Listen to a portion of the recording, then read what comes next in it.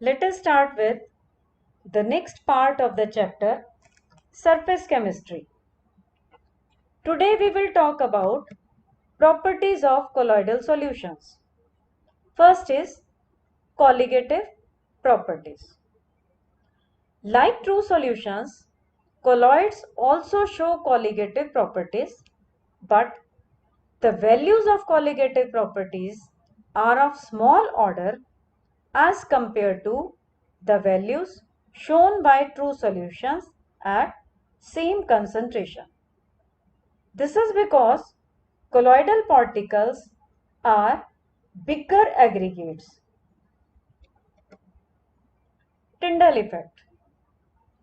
When a beam of light falls at right angles to the line of view through a solution, the solution appears to be luminescent, and due to the scattering of light, the path becomes visible. The effect was first observed by Faraday and later studied in detail by Tyndall. This is called Tyndall effect. The bright cone of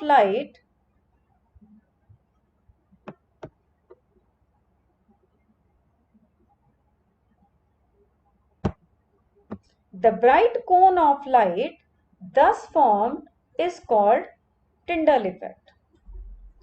This Tyndall effect is due to the fact that colloidal particles scatter light in all directions in space. This scattering of light illuminates the path of beam in colloidal dispersion. This effect is observed only when the following two conditions are satisfied. Number 1, the diameter of the dispersed particles is not much smaller than the wavelength of light used. And number 2, the refractive indices of the dispersed phase and the dispersion medium differ greatly in magnitude. You might have observed the Tyndall cone in theaters when you go to watch movies. Color. Color of colloidal solution depends upon the wavelength of light scattered by the dispersed particles, and wavelength further depends upon the size and nature of particles. Color of colloidal solution also changes with the manner in which the observer receives the light. For example, a mixture of milk and water appears blue when viewed by the reflected light and red when viewed by the transmitted light. Brownian movement. The zigzag movement of colloidal particles in a colloidal solution is known as Brownian motion. It is due to the unbalanced bombardment of particles by the molecules of dispersion medium. The Brownian movement has stirring effect, so it does not permit the particles to settle and thus is responsible for the stability of the soles. Charge on colloidal particles. Colloidal particles always carry an electric charge.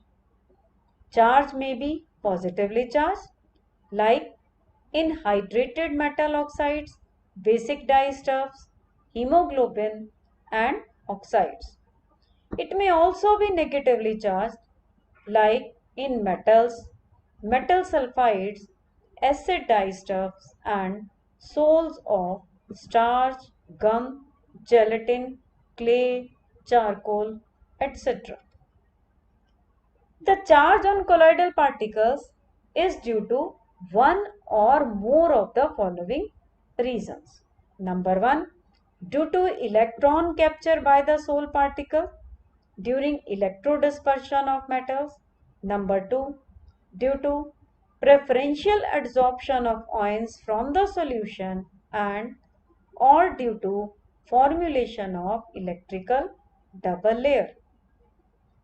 Out of these three, preferential adsorption of ions is the most accepted reason.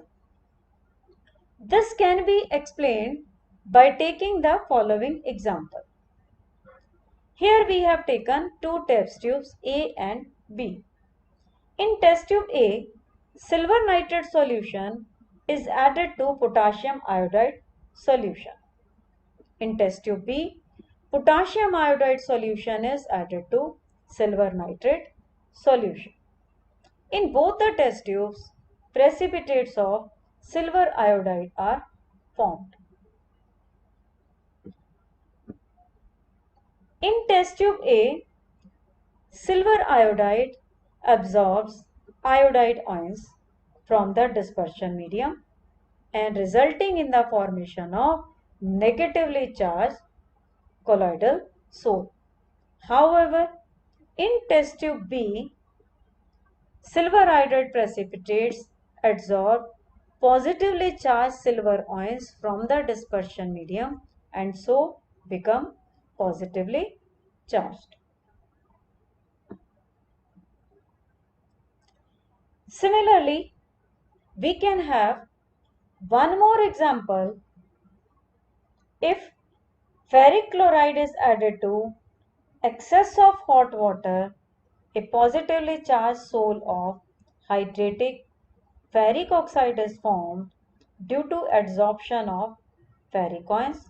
However, when ferric chloride is added to sodium hydroxide, a negatively charged soul is obtained due to the adsorption of hydroxide ion. Now, here, after acquiring positive or negative charge, like here they have acquired negative charge, here they have acquired positive charge. So, this negatively charged layer then attracts the counter ions from the medium. This forms, here you can see the silver ions have been written. So, this forms a second layer.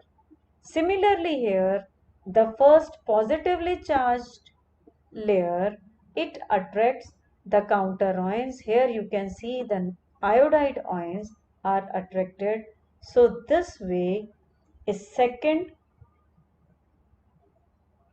charged layer is formed. So this is an example which I told you about ferric chloride.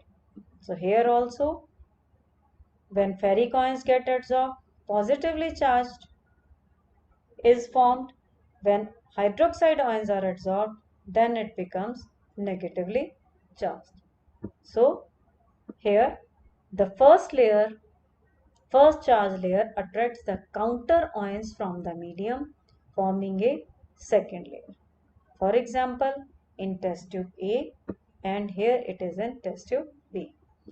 The combination of these two layers of opposite charges around the colloidal particle is called Helmholtz electrical double layer. Here, the first layer of ions is firmly held and is termed as fixed layer, while the second layer is mobile, which is also termed as diffuse layer. Charges of opposite signs on fixed and diffused layer of the double layer results in a difference in potential between these layers. This potential difference between the fixed layer and the diffuse layer of opposite charges is called electrokinetic potential or zeta potential. The presence of equal and similar charges on colloidal particles is largely responsible in providing stability to the colloidal solution.